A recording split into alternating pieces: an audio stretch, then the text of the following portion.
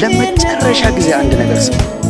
አንድ የምትተማመኑት ዘመድና ጓደኛ ካላችሁ፣ አንድ አይዞህ ብላችሁ ጠንካራ ሰው አጠገባችሁ ከሌለ አንድ ነገር ልንገራችሁ ነው። በእግዚአብሔር ተማመኑ። በቃ